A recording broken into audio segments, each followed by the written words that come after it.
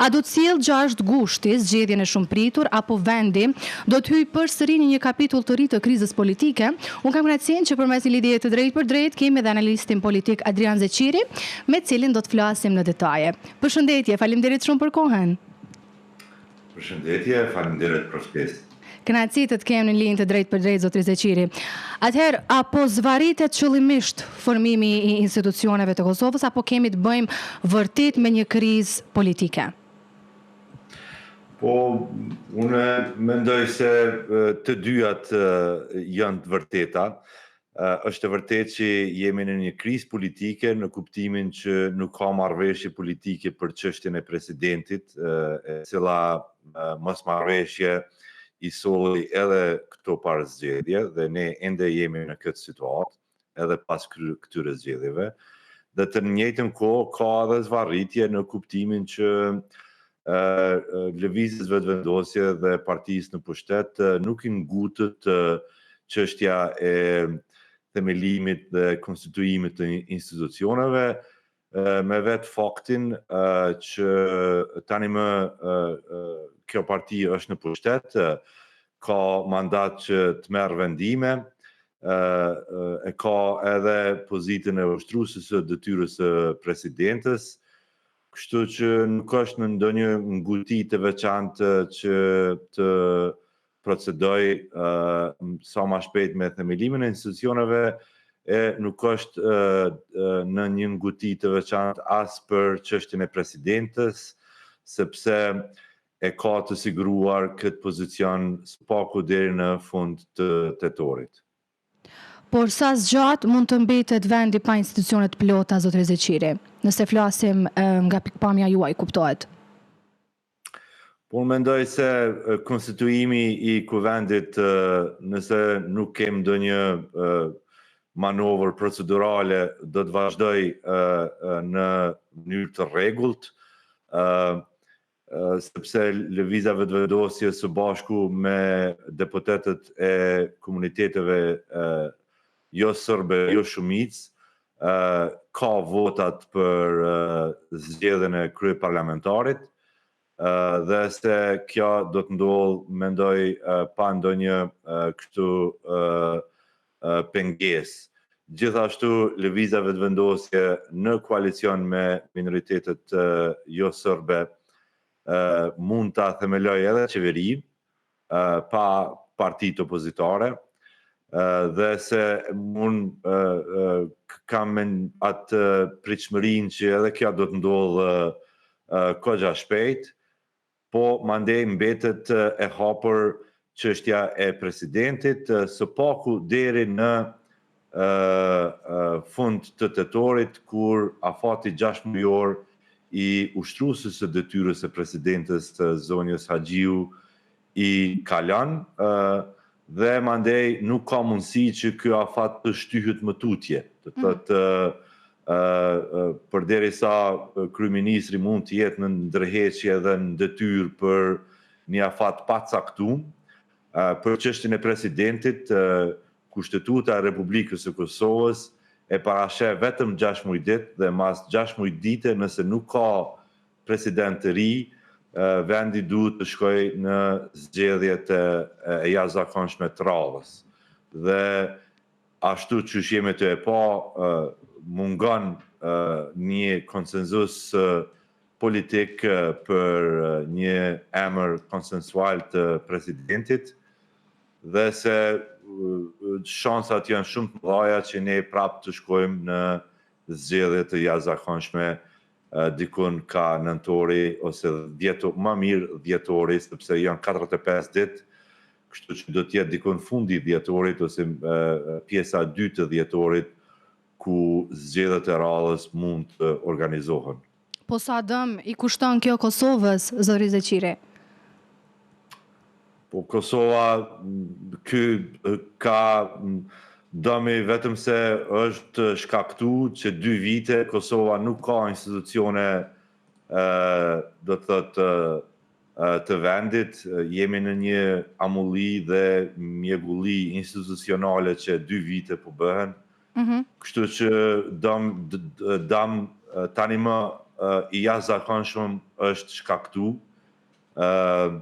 dhe në mungesë të dëshirës për të krijuar një konsenzus minimal për një emër të presidentit, ne do të vazhdojmë që të jemi në kriza të tilla. Do thotë Kosova nuk shihet që me këtë konstelacion të forcave, me këtë fuqi të vetëvendosjes, unë nuk shoh që do të ketë mbrapaktheu apo do të ketë ndonjë kështu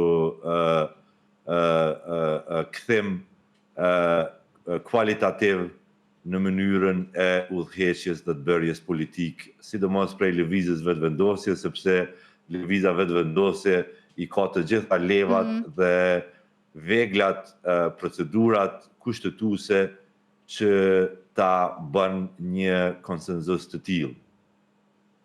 Kush duhet ta ndërmarrë atë hapin e parë në mënyrë që të bëjmë zhbllokimin e kësaj situate?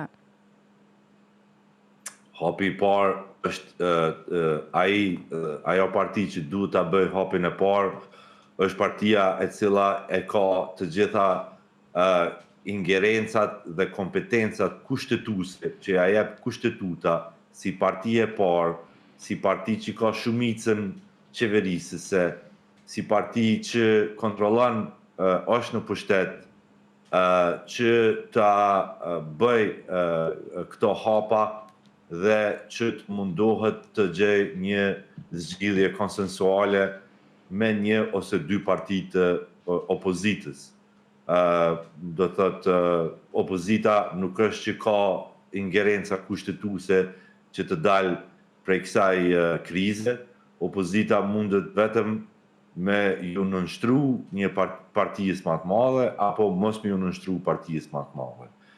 Po nuk ka do thotë ingerenca dhe kompetenca tjera kushtetuese që të ndërmarrë ndonjë hap për tejkalimin e kësaj krizës. E qartë, por a mund të shfrytëzohet kjo krizë institucionale nga Serbia, por edhe faktorët e tjerë për të dëmtuar kështu pozicionin e Kosovës në planin ndërkombëtar, sidomos edhe në atë të sigurisë? Po, Kosova tani më është thellë në krizë në planin ndërkombëtar. Ne kemi pa që marrëdhëniet e tona me Shtetet e Bashkuara të Amerikës janë zero. S'ka kurfar komunikimi të qeverisë me Shtetet e Bashkuara. Gjithçka është e kufizuar. Ne kemi pa që ministri i jashtëm serb ishte në Washington, u takua me diplomatët më të lartë të Departamentit të Shtetit dhe të ushtrisë amerikane, e nënshkroi marrëveshjen për bashkëpunim strategjik me Shtetet e Bashkuara.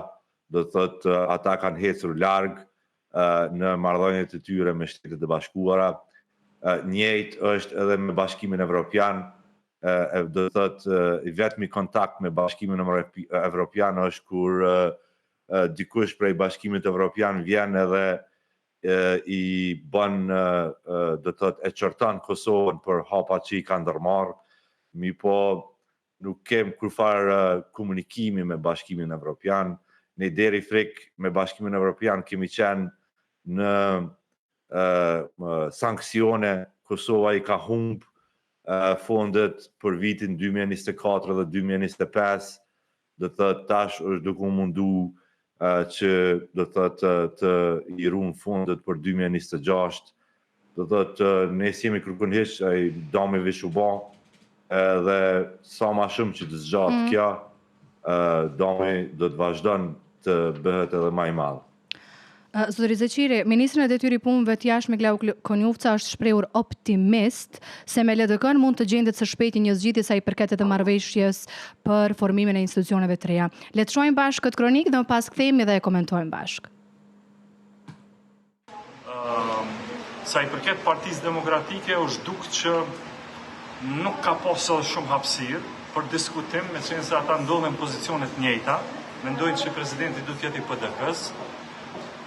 Por Lidhja Demokratike e Kosovës ka dhënë mendimin e saj se mund të ketë një bashkëpunim sa i përket zgjidhjes së një presidenti, i cili do të ishte reprezentativ për të gjithë, i cili do të ishte një farlloj emrusi për bashkët, i këtyre dy subjekteve politike, po ashtu e përshëndes edhe qëndrimin e Aleancës, sepse krahasuar me dhjetorin e vitit kaluar, ku refuzonin çfarë do pjesëmarrje në seancë, edhe mendonin që kvorumi vetëm do të bojkotohet, kësaj radhe po shprehin, po japin ide të cilat më mërmenja që i kontribuojnë zgjidhjes së kësaj krize në të cilën ndodhemi, se cilit që jep ide, jo në drejtim të çysh kena me shku zgjedhje, po në drejtim çysh kena me evitu zgjedhjet është i mirë se ardhur në Republikën e Kosovës. Ti parë zgjedhje ishin prej shkurtit vitit kaluar,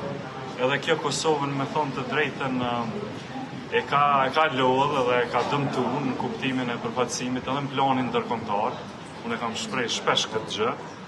Domethënë kudo që shkohet edhe dëshiron ti me zhvillu domethënë projekte të caktuara me qeveritë e vendeve të tjera, ata natyrisht që edhe kjo ndodh, siç ndodhi edhe me Francën tash që patëm një vizitë shumë të mirë, por ka edhe qeveritë të cilat thonë që duhet të presim, duhet të ndodhë zgjedhja e konstituimi i parlamentit, zgjedhja e qeverisë tre, dhe nëse këto momente janë të shpeshta, për shembull 2 herë në vit, 3 herë në vit, kjo me vërtet nuk ka çush i bën mirë Republikës Kosovës. Kështu që edhe lidhja demokratike e Kosovës, edhe Aleanca për ardhmërinë e Kosovës, kanë dhënë ide të cilat e shprehin një sinqeritet, sa i përket gatishmërisë së tyre që të mos shohet më vendin në zgjedhje të reja, por të ulemi dhe ta gjejmë bashkë një zgjidhje për këtë fazë. Zoti Konju.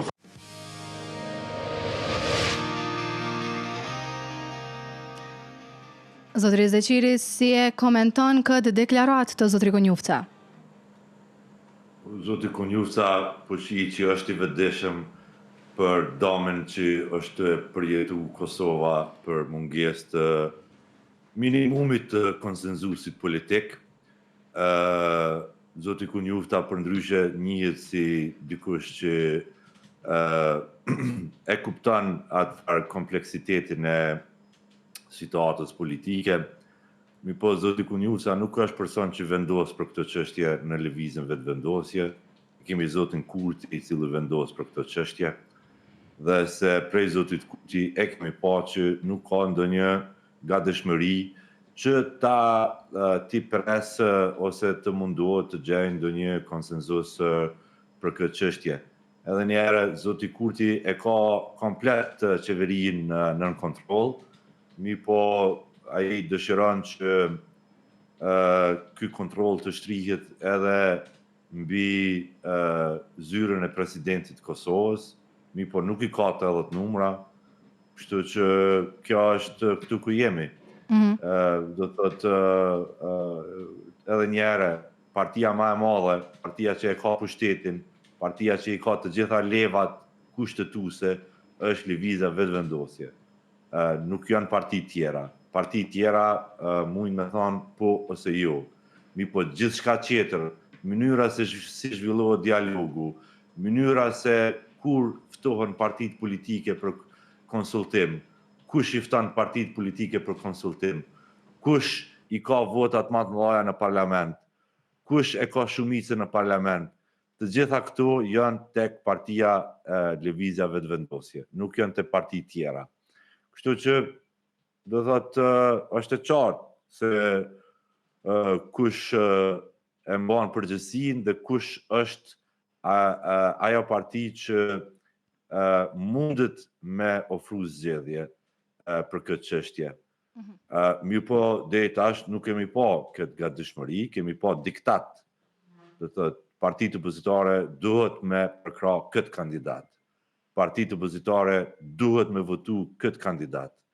Do thotë ju ka diktu partive opozitare se çka me votu.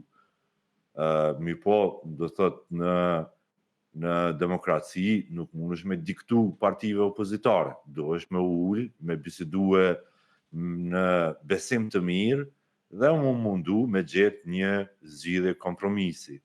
Kjo është ABC-ja e veprimit politik në krejt demokracitë e maturume të botës. Po sipas teja mund të arrihet një bashkëpunim